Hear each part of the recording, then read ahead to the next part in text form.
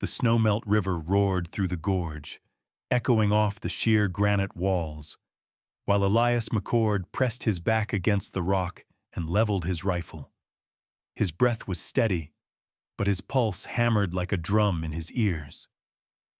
Across the clearing, a bull elk, massive and unpredictable in its panic, had caught his scent.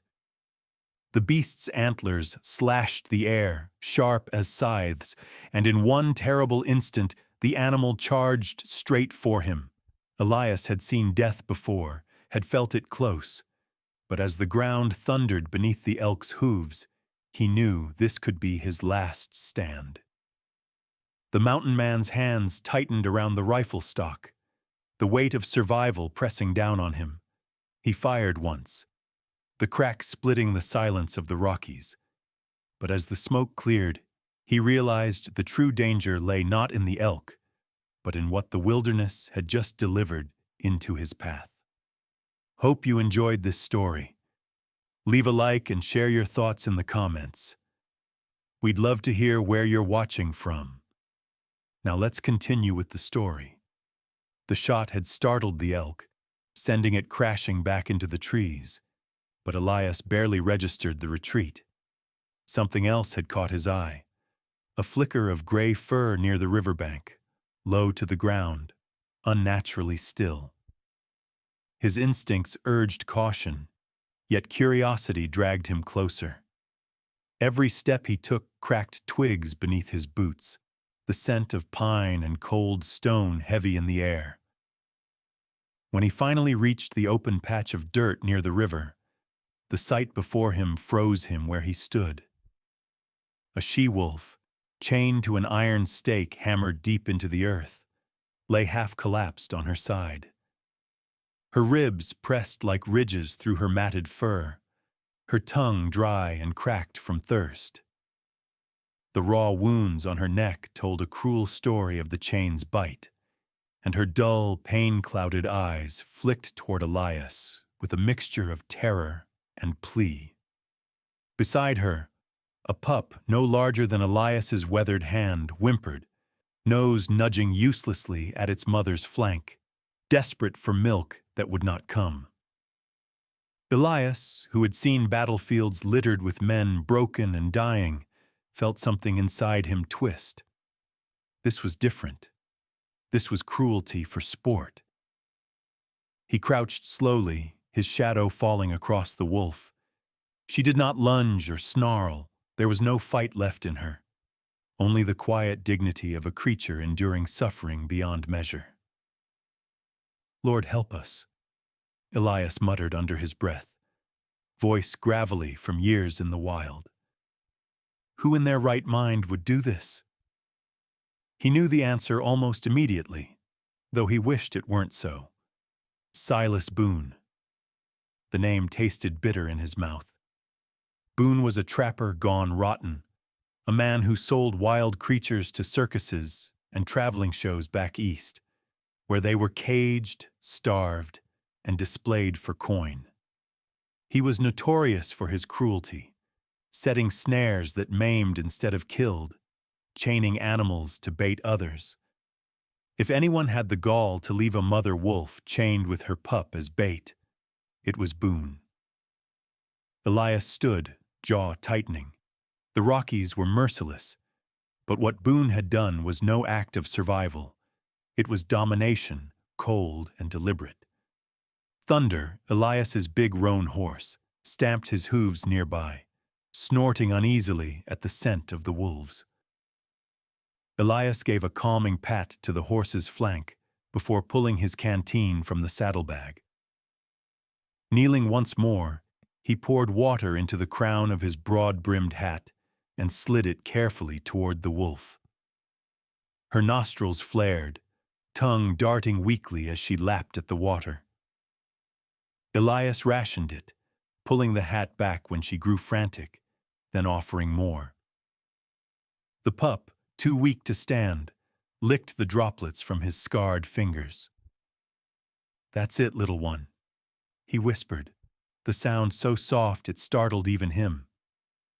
He hadn't spoken so tenderly since the days when his daughter had been alive, before fever had stolen her, along with his wife, and driven him into the mountains to live as a man apart. The memory burned, but he pushed it aside. Now was not the time for ghosts. The chains around the wolf's neck were thick, forged from iron, locked tight with a hunter's cruel precision. Elias tugged at them, tested the give of the stake. It held fast, immovable by bare strength alone. "Boone," Elias growled under his breath, scanning the ground around him. The evidence was plain: fresh boot prints in the dirt, the trampled grass where horses had been tethered, and the smoldering remains of a campfire. Boone hadn't left long ago, which meant he could return at any moment. The thought set Elias's blood to boiling. He could leave the wolves and save himself the trouble, but that was not who he was. Not anymore. He rose, towering in the last light of day, his frame broad as a tree trunk, muscles corded from decades of labor in the wild. Elias McCord was not the kind of man who turned his back on suffering, even if it meant danger. Especially then, thunder pawed the ground again, sensing his master's decision before Elias even spoke it aloud. "We'll not leave him here," Elias said firmly, his deep voice echoing against the granite cliffs. Not for Boone. Not for anyone. He looped a rope around the iron stake, tied the other end to Thunder's saddle, and urged the horse forward. The ground groaned in protest as the stake shifted, the chains rattling like a serpent's hiss. Thunder pulled again, muscles straining, and at last, the stake tore free with a metallic snap. The she-wolf staggered to her feet, chains dragging heavily at her neck, but freedom lit her dim eyes with a faint spark. The pup nestled against her belly, whining softly as though it understood. Elias bent low, steadying her massive weight with one arm. His beard brushed against her fur as he murmured, "Easy now. I've got you." The shadows lengthened across the valley as the sun dipped behind the mountains. The air grew colder, sharper, and Elias knew the night would be merciless. He needed a place of safety, somewhere Boone would not find them easily, somewhere water and shelter could give the wolves a fighting chance. He thought of a cave northward, a place he'd used in storms past. It had a spring, a hidden entrance, and stone walls that would guard against both weather and men. It would be their refuge, for now. Elias tightened the rope, lifted the pup into his saddlebag with a care that belied his rough exterior, and began the slow march toward the cave. The she-wolf stumbled beside him, dragging her chains, but step by step she followed. Above them, the sky deepened into indigo, stars pricking the darkness one by one. The Rockies, vast and silent, bore witness as the mountain man took on a burden not of his making, but of his choosing. He could feel it in his bones. This was more than a chance encounter. Boone would come hunting, and Elias knew the man's kind well. There would be blood before this was done. And yet, as the wolf brushed her muzzle against his leg in a fleeting moment of trust, Elias felt something stir in the hollow place of his heart. It was fragile, uncertain, but it was there. A reminder of what it meant to care, even in a world that gave so little reason. The mountains had given him solitude. Now, perhaps, they were giving him purpose. With the weight of the wolves beside him and the dark pressing close, Elias McCord walked into the night, unaware that his choice had already set the course for a legend the wilderness would never forget. The cave lay hidden among jagged cliffs, its entrance shrouded by a tangle of pine and spruce. Elias McCord pushed through the branches with his broad shoulders, guiding the she-wolf and the pup into the shelter. Inside, the air was damp and cool, carrying the faint trickle of an underground spring. He had been here before in storms that raged across the high country, and he knew it would serve again now. The she-wolf sank heavily onto her side, the chains clinking against the stone floor, while the pup nestled against her chest. Elias knelt nearby, his hands resting on his knees, studying them in silence. The mountain man had lived long enough to know when to keep still. Wolves were wary even in strength, but this mother had been broken down by hunger and pain. Her eyes, though watchful, no longer burned with defiance. Instead, there was something closer to resignation, as though she understood her fate was no longer her own. Elias leaned forward, his heavy beard brushing against the coarse fur as he checked the wounds on her neck. Infection was already setting in, angry red swelling beneath the torn flesh. He ground his teeth, wishing for the salves his late wife once brewed from herbs she gathered in these same mountains. He could treat cuts, set bones, survive nearly anything the wilderness threw his way. But this would require more care than he alone could give. He drew water from the spring with his hat and let the wolf drink again, careful not to flood her parched throat. The pup lapped eagerly at the rivulets running down his calloused fingers.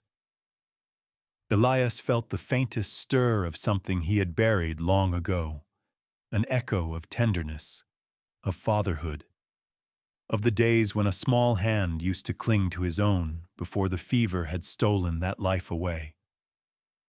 He shook the memory off like snow from his shoulders, but the ache lingered. Night closed in around the cave, the wind howling across the ridges. Elias built a small fire near the entrance, its glow soft enough not to startle the wolves, yet strong enough to ward off the cold. Thunder, his horse, stood tethered nearby, cropping at what little grass grew between the rocks. The man sat with his back against the stone, rifle across his lap, eyes never fully closing. He was used to solitude, but the presence of the wolves changed everything. They were a burden, yes, but also a strange comfort. Their breathing filled the silence, steady and real. A reminder that life still clung to this wild place no matter how harsh it became. Sometime past midnight, the she-wolf stirred. Her head lifted, ears pricking toward the mouth of the cave. Elias's hand went immediately to his rifle. He heard it too then, the faint echo of hooves carrying on the night air. His jaw set like stone. Boone was moving, and he was closer than Elias liked.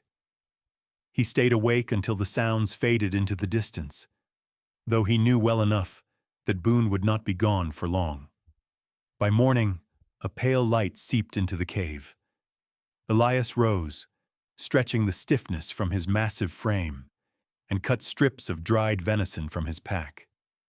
He offered small pieces to the she-wolf, placing them within reach. She eyed him warily, but finally snapped the meat into her jaws, chewing slowly. The pup, still weak, nibbled at the scraps he tore with his fingers. Elias allowed himself a small nod. They had taken the first step toward survival. He spent the day setting snares for rabbits and fishing in the stream that wound below the cliffs. Every moment, though, his mind circled back to Boone. The man would not let go. Boone's pride was as dangerous as his rifle, and Elias knew he had marked himself by interfering. Yet leaving the wolves behind was no longer an option. Somewhere between the first sip of water the she-wolf had taken from his hat and the sound of the pup whining in his arms, the choice had been made. Their fate was now tied to his. As the sun slid down the sky, Elias sat at the fire again, running a whetstone along the edge of his hunting knife. The rasping sound filled the cave, sharp and steady. His eyes lifted to the wolves. The mother watched him, ears angled forward, no longer only in fear, but in something else. He wondered if it was trust. He wondered if wild creatures could sense the difference between cruelty and compassion, if they knew when a man stood between them and death. The pup gave a small yip, stumbling across the cave floor. Elias caught it in one hand before it could fall into the fire. The tiny body quivered against his palm, fragile and warm. He set it gently back beside its mother, feeling her gaze on him as he did. He almost smiled. Almost. That night, he dreamed of laughter, his daughter's voice calling from a cabin doorway, his wife's soft hand brushing the snow from his coat. The dream turned dark, as it always did, with fever, coughing, graves dug in frozen ground. He woke with a start, breath ragged, the cave flickering with firelight. The she-wolf lay beside him, her sides rising and falling in rhythm with his own. For the first time in years, he did not feel entirely alone. Days passed in that hidden refuge. The she-wolf grew stronger, her wounds cleaned daily with water and a poultice Elias had fashioned from pine resin and crushed roots. The pup gained weight, playful now, tugging at his leather bootlaces with tiny teeth. Elias let it chew until it fell asleep curled against him, though he would never have admitted aloud how much he cherished the contact. Yet the signs of Boone's pursuit grew clearer. Elias found fresh tracks in the valley below, bootprints mingled with the marks of horseshoes. He knew those horses, had seen the distinctive notch in one of the hooves years ago. Boone was closing in. The trapper would not forgive the theft of his prize, and Elias could almost feel the man's eyes on his back whenever he stepped into the sunlight. The decision weighed heavy on him. He could not keep the wolves in the cave forever. The chains around the mother's neck would fester no matter how he tended them. They had to be removed, and for that he needed tools beyond what he carried. That meant going into town. Dusty Creek lay a day's ride away, a settlement where he was known only as the reclusive mountain man who came for supplies once or twice a year. The thought of bringing wolves into the heart of the town made his stomach knot, but the alternative was worse. As he prepared his gear, rolling up bedding and checking his rifle, Elias caught the she-wolf's eyes once more. Something passed between them, unspoken but clear as any vow. She would follow him, chains or no, and he would see her free, no matter the cost. Outside the cave, the wind shifted, carrying the scent of smoke. Boone was nearer now. Elias tightened the straps on Thunder's saddle, lifting the pup into the crook of his arm. He looked once more toward the horizon, the peaks glowing red with the setting sun. Tomorrow would bring confrontation, of that he had no doubt. But tonight, within the shelter of the cave, he resolved to keep watch. For the wolves, for himself, for the fragile bond that had already begun to change the course of his life. The firelight flickered across the stone walls, casting his shadow tall and unyielding. Boone was coming, and when he arrived, Elias would be ready. Silas Boone rode with his shoulders hunched forward, eyes narrowed against the cutting wind that swept down from the high ridges. The man was broad-shouldered, built like an ox, his beard thick and tangled, his dark coat lined with wolf pelts. On either side of him trailed two companions, rough men whose loyalty was paid in whiskey and coin. Their horses plodded through the snow-packed trail, nostrils steaming in the bitter air. Boone leaned in his saddle, scanning the ground below. He had spent too many years hunting to mistake what he saw. Heavy boot prints, a horse's distinctive roan stride, and the drag of chains. Someone had taken what belonged to him, and he intended to make them pay. He tugged on the reins, bringing his horse to a halt. Dismounting, he crouched low, brushing the snow aside with thick fingers. The marks were fresh. Whoever had freed the wolves was no more than a day ahead. Boone grinned, though the smile was cruel. "We got him," he muttered. One of his men, a lean fellow with a scar across his cheek, spat into the snow. "And when we do?" Boone's eyes flashed. "We make an example." No one steals from Silas Boone and breathes to brag on it. Far above, Elias McCord was moving steadily along a narrow ridge, the wolves trailing close behind him. The pup nestled in a fold of fur draped across Thunder's saddle, while the she-wolf limped at his side, her chains rattling against stone. Elias knew the mountains like most men knew the lines of their own hands. Every slope, every trail, every hidden draw, he had walked them, hunted them, bled on them. But the sound of hooves he'd heard 2 nights earlier lingered in his mind like a warning bell. Boone was hunting. Elias could feel it, the way the hair on the back of his neck prickled. He didn't fear death, not anymore, but the wolves needed him alive, and that was reason enough to keep moving. They reached a clearing as dusk fell, where a half-frozen stream cut through the valley floor. Elias crouched low, dipping his canteen, keeping his rifle slung across his back. The she-wolf drank greedily from the stream, her reflection trembling in the icy water. Elias studied her in silence. Her strength was returning, but the iron clamped around her neck was a constant reminder of Boone's cruelty. Every time the chains clinked, Elias's jaw tightened. He could free her only if they reached Dusty Creek. That meant outpacing Boone. He built a small fire, feeding it sparingly with branches so the glow would not betray them from afar. As the flames licked upward, his mind wandered unwillingly to the past.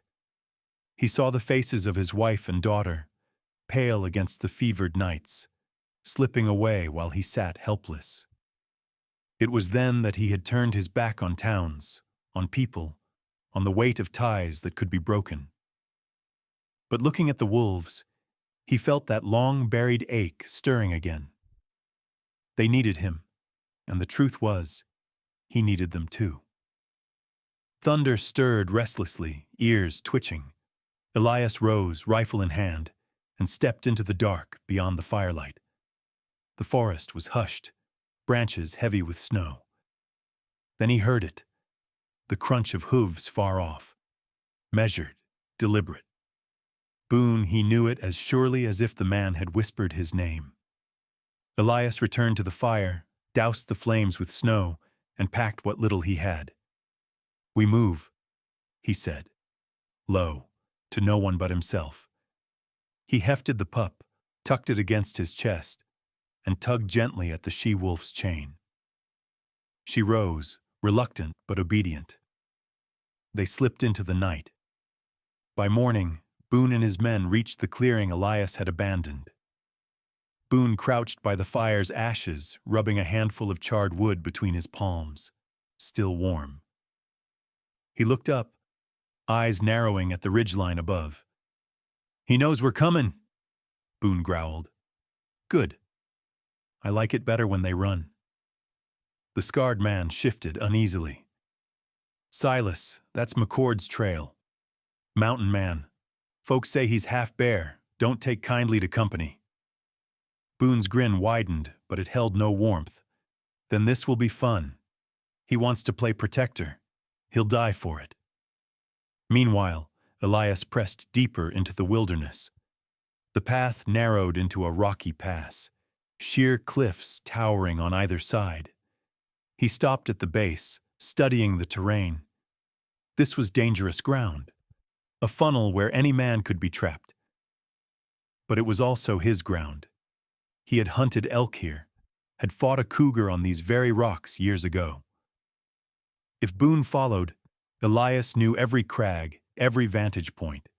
Still, his concern wasn't himself.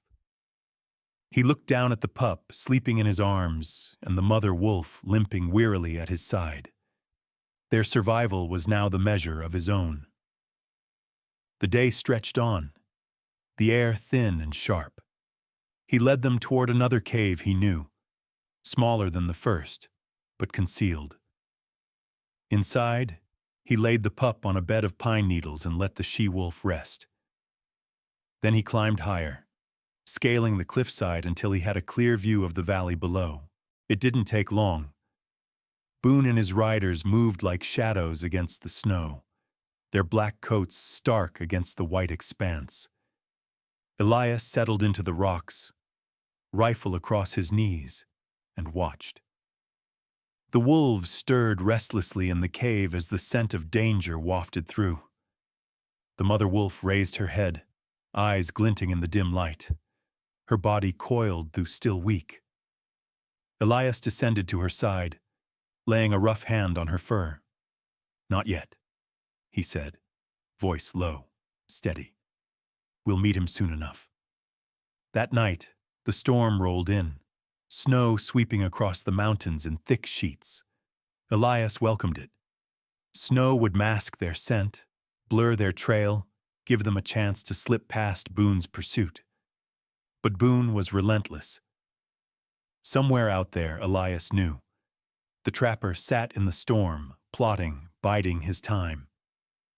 Boone wasn't a man to give up. He would keep coming until one of them fell. As the fire burned low in the cave, Elias leaned back against the stone wall, eyes closing for a moment's rest. He could feel the weight of what was coming. Boone wasn't simply hunting wolves anymore. He was hunting Elias. The she-wolf shifted closer, pressing against his side as though she too understood the storm that was not of weather, but of men. Elias opened his eyes, staring into the embers. He would protect them, no matter what it cost. That was the vow he made to himself in the silence of the cave. By dawn, when the snow cleared, Boone would close the distance, and Elias McCord, mountain man, would be waiting. The storm had passed by dawn, leaving the mountains draped in a heavy stillness. The air was crisp, each breath hanging in front of Elias McCord like smoke. He stirred the last embers of the fire with a stick, the orange glow dying into gray. The she-wolf raised her head, her yellow eyes sharp even through her exhaustion, and the pup nosed at her belly, whimpering softly for milk. Elias crouched beside them, running a scarred hand down the wolf's flank. The swelling around the chain had worsened overnight, the raw flesh angry and inflamed. They couldn't remain in hiding. Dusty Creek had the tools to cut the iron. He would have to take them there, and soon. But first, he had to reckon with Boone. Elias stepped out into the cold morning, rifle across his shoulder, and scanned the pass below. The snow was broken by fresh tracks, 3 riders, moving with purpose. He knew they'd be upon him within the hour. His stomach clenched, not with fear, but with the grim acceptance of a man who had lived too long on the edge of danger. He set his jaw, returned to the cave, and prepared himself. He built no more fire. Instead, he packed what little food remained, lashed his gear to Thunder's saddle, and tucked the pup into the folds of a fur blanket. The she-wolf stood on trembling legs, chains dragging across stone. She growled low, sensing what he did. Danger was near. Elias rested a hand on her head, his voice low. "Stay close, girl. Today's not the day we run." By mid-morning, the echo of hooves carried through the canyon like a drumbeat. Elias positioned himself at a narrow outcropping above the pass, rifle leveled, eyes steady. The wolves remained behind him in the cave, their forms barely visible in the shadows. He had chosen the high ground for a reason. Boone would have to come through this choke point, and Elias intended to greet him. The first rider appeared, the scarred man, reins taut, eyes darting up the cliffs. Behind him came Boone, massive in the saddle, his coat billowing, his black beard flecked with ice. The third man, younger but no less dangerous, rode at the rear, scanning for signs of ambush. Boone reined in, rising slightly in his stirrups. His voice boomed against the rock. "McCord, I know you're up there." Elias did not answer. He watched, still as stone, until Boone dismounted and planted himself in the snow. The trapper's eyes searched the ridges, hard and cruel. "You've got something that belongs to me," Boone shouted. "I'll have those wolves, one way or another." At that, Elias finally moved. He rose to his full height, a towering figure etched against the pale sky, rifle gripped in one hand. His voice carried deep and steady, echoing down the pass. "They belong to no man, Boone. Least of all to you." Boone's face darkened, his lips curling back like a wolf's snarl. "You think you're some savior? You don't understand what you've stepped into. That wolf was mine. I tracked her. I chained her. I put the sweat in to claim her. And now you'll pay for crossing me." Elias shook his head. "You chained a mother and left her to starve. That ain't tracking, Boone. That's cruelty." The scarred man shifted uneasily in his saddle. He glanced at the other rider, whose grip on his rifle loosened for a moment.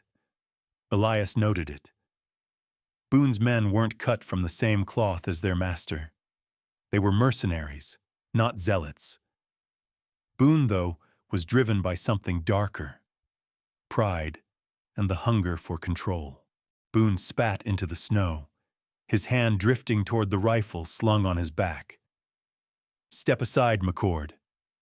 You've got one chance." Elias raised his own rifle, leveling the barrel squarely at Boone's chest. His voice cut like the mountain wind. "You'll not touch them. If it's a fight you're wanting, then you'll have to kill me first." A tense silence followed. The horses stamped nervously, their breath pluming in the cold air. The wolves behind Elias stirred, the mother stepping into the mouth of the cave. Chains clinked against stone as she came forward, her head lowered, her body trembling but unbroken. She stood at Elias's side, teeth bared, eyes fixed on Boone with feral defiance. Boone's men muttered uneasily. The younger one whispered, "Silas, this ain't worth it. Look at her. She's standing with him." But Boone's pride was a beast all its own. He ripped his rifle free, aiming directly at the wolf. "If I can't have her, no one will." Before he could fire, Elias stepped between man and wolf, his barrel fixed on Boone's heart. His voice thundered, "Lower it." Now for a heartbeat, time froze. Boone's finger hovered over the trigger. Elias's eyes locked on his. The world narrowed to the space between two men. Then, with a sudden shift, Elias felt the wolf press her head against his thigh. It was no accident. It was trust. A wild creature, beaten and starved, placing her faith in him. The scarred man lowered his rifle. "Silas, enough. He's right. We didn't sign on to slaughter a mother with her pup." Boone snarled, but the weight of his men's hesitation pressed against him. Elias seized the moment. He slung his rifle to his shoulder and pulled a small leather pouch from his coat. With a grunt, he hurled it into the snow at Boone's feet. The sound of coins rang sharp in the cold air. "50 in gold," Elias said. "More than you'd get peddling starving wolves to a circus." Take it and leave." Boone's eyes flicked to the pouch, greed warring with his wounded pride. His men, however, had already made their choice. The younger one dismounted, scooped up the gold, and shoved it into Boone's hand. "Take it, Silas." "Ain't worth dying for." Boone's jaw clenched, his nostrils flaring. He shoved the pouch into his coat, his glare locked on Elias with venom. "This ain't over, McCord. I'll find you again. And next time, You won't have animals at your back. Elias's grip on his rifle never wavered. When that day comes, I'll be ready. With that, Boone swung back into his saddle, his men following reluctantly. The three rode off down the pass, their figures shrinking into the distance. Elias stayed rooted to the ridge until the sound of hooves faded into silence. Only then did he lower his rifle, his breath leaving him in a heavy exhale. The she-wolf brushed against his leg, her chain dragging in the snow. Elias crouched beside her, resting a rough hand on her head. For the first time since this began, he allowed himself a small smile. "Come on," he murmured. "Let's get you free of these chains." He turned back toward the cave, already knowing what must come next. Dusty Creek was a risk, but it was the only place with the tools to cut the iron. The wolves couldn't survive much longer bound in Boone's shackles. The road ahead would be dangerous, and Boone's threat hung heavy in the air. But Elias had made his choice. As the sun dipped behind the peaks, casting long shadows through the pass, Elias led the wolves toward the trail that would carry them closer to town. Behind him, the wind swept across the mountains, erasing tracks, but not the memory of what had passed. The storm with Boone had quieted, but another storm waited in Dusty Creek, one that would test not just his strength, but the fragile trust growing between man and wolf. The trail to Dusty Creek wound low through the valley, cutting across frozen streams and ridges swept bare by the wind. Elias McCord rode in silence, the rhythm of thunder's hooves steady beneath him. The pup nestled warm in a saddlebag lined with fur. The she-wolf limped beside them, the iron chain dragging in the dirt with each step. Every clink of the links echoed like a reminder of Boone's cruelty. Elias glanced down at her often, his thick brow furrowed, knowing she was strong enough to keep moving, but not strong enough to endure much longer. By late afternoon, the timberline broke, and the small settlement of Dusty Creek appeared against the foothills. A cluster of weathered buildings stood at the edge of the frozen plain: saloon, mercantile, blacksmith, and a scatter of cabins. Smoke curled from chimneys, rising into the pale sky. It had been months since Elias last set foot here. Folks knew him as the mountain man, the hermit of the Rockies, and few bothered him beyond a nod. Today would be different. He guided Thunder into town, the she-wolf following close, her eyes darting at the sounds and scents of civilization. Doors creaked open. Men paused mid-conversation. Women clutching baskets froze on the boardwalk. All eyes fixed on Elias as he rode through, a hulking figure with wild hair and beard, trailed by a chained wolf and the faint whimper of a pup. "Good Lord," someone whispered. "Is that a wolf?"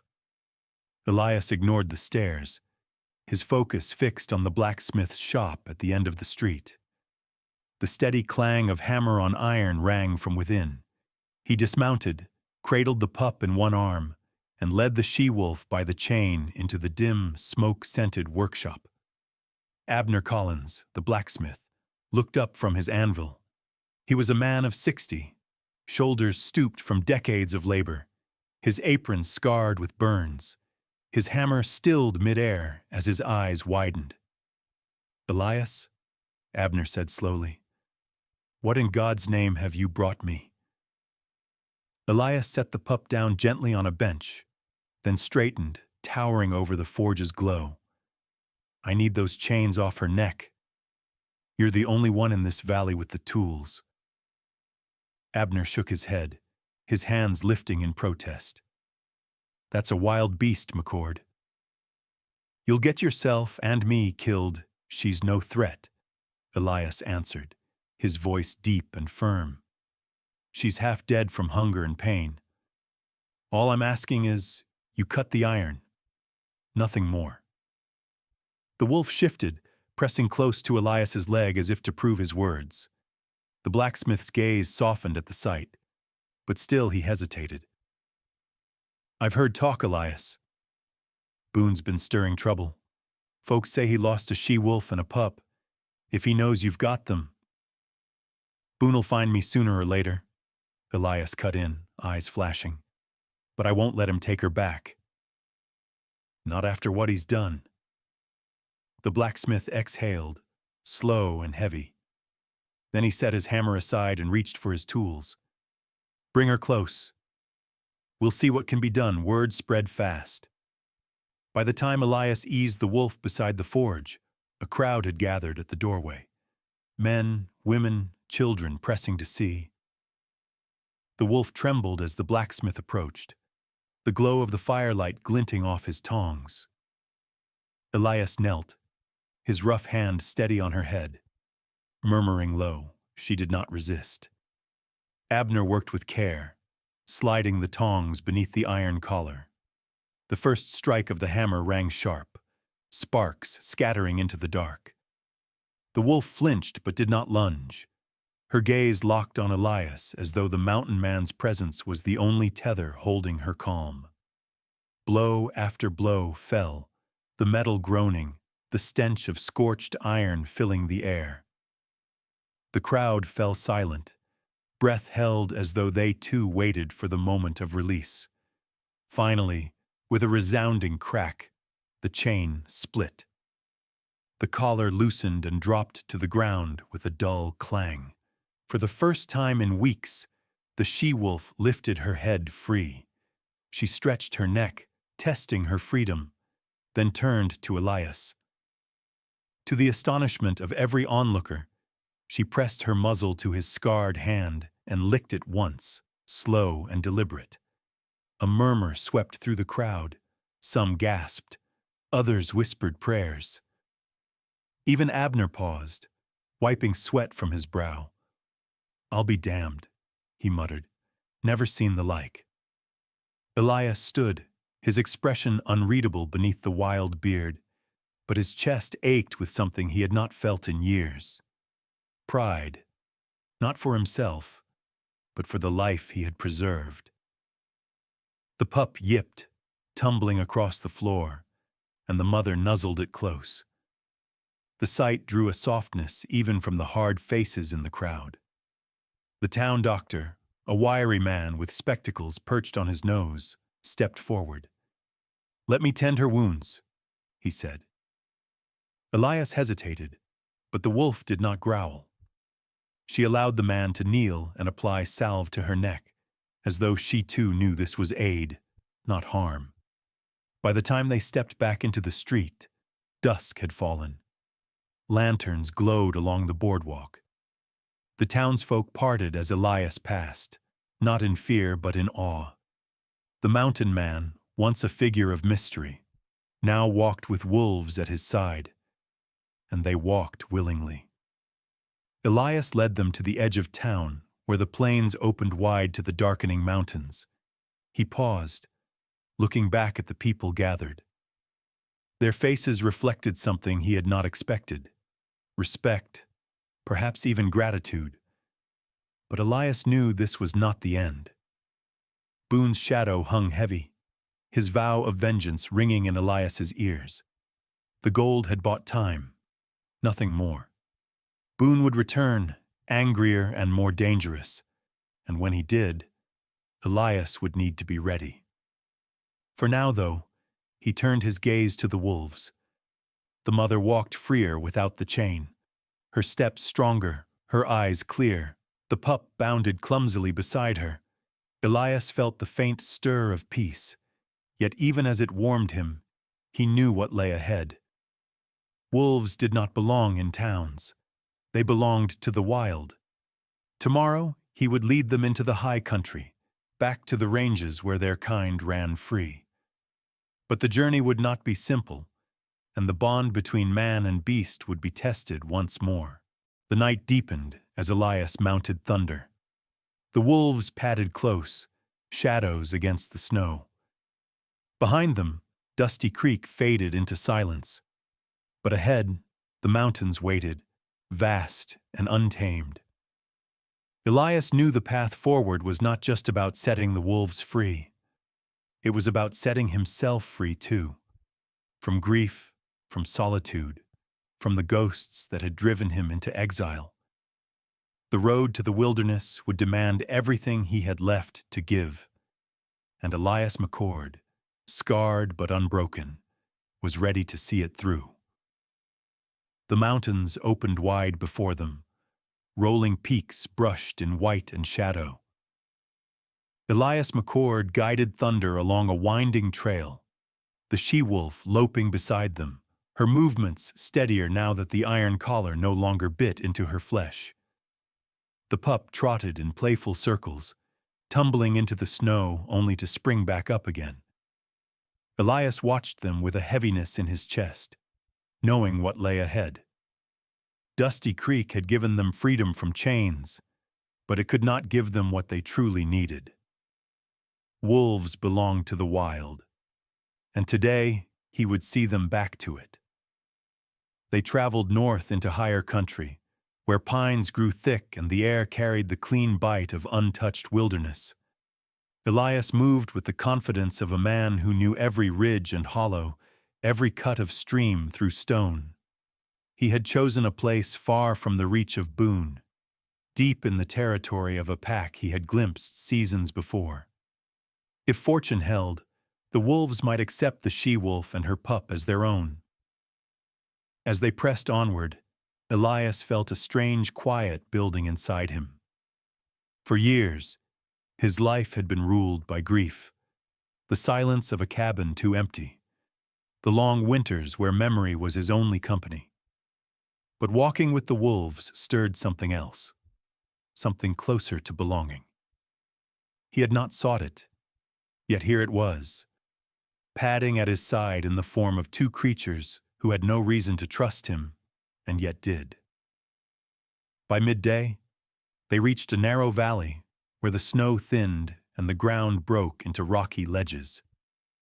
The she-wolf stopped, raising her muzzle to the wind, her ears pricked, her body alert. Elias followed her gaze. Far ahead, across the ridge, a chorus of howls rose into the clear air. The sound echoed down the slopes, ancient and wild.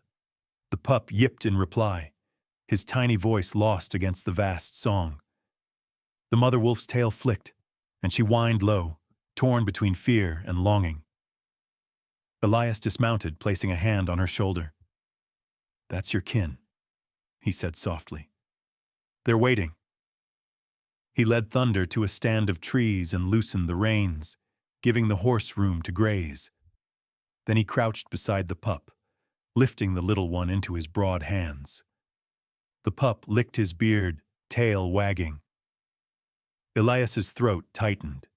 He had carried this fragile life from the brink, fed it from his own stores, warmed it against his chest through freezing nights.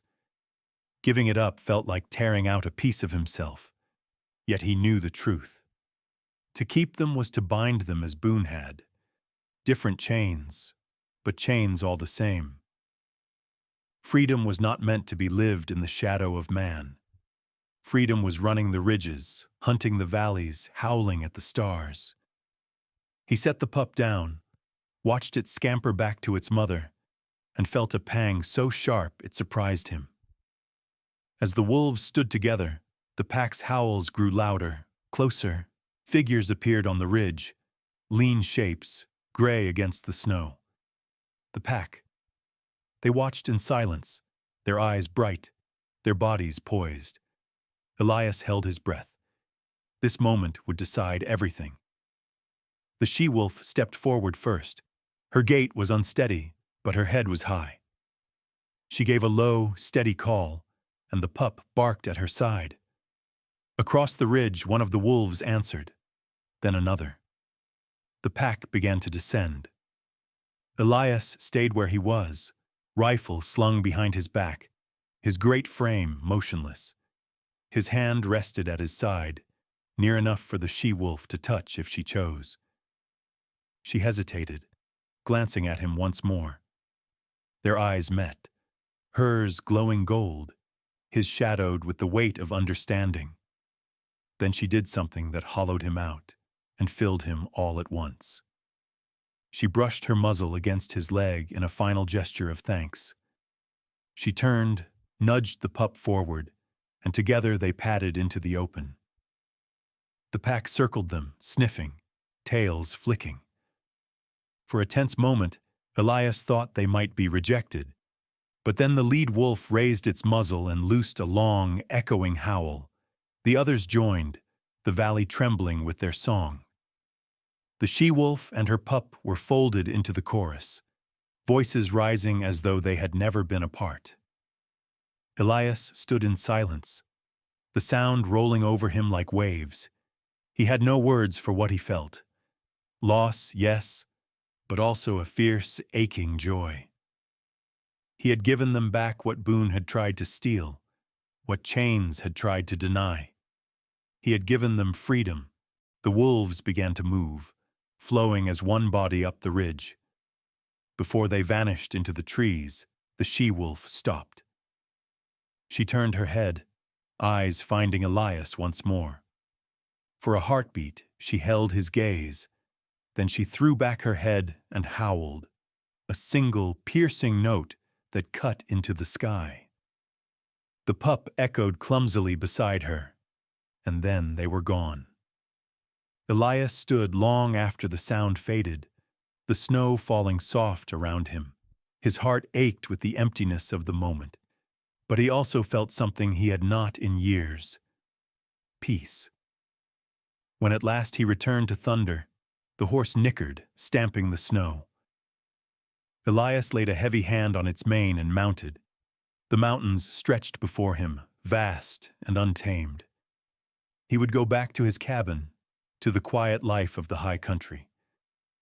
But he would not go back unchanged.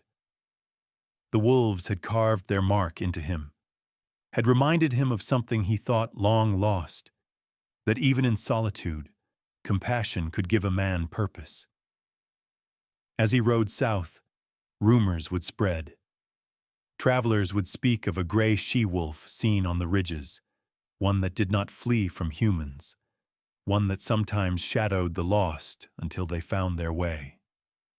They would whisper of the mountain man who had freed her, a legend told by firelight in cabins and camps. Elias McCord would never seek such stories, but he would hear them from time to time, and each time he would smile into his beard. The mountains had given him solitude. The wolves had given him back his heart. And somewhere in the wild, their song would always carry, binding man and beast in a truth older than the stones beneath his feet. Elias urged Thunder onward, the trail stretching into twilight. The sky blazed with the colors of the dying day, and though he rode alone, he did not feel alone. Not anymore.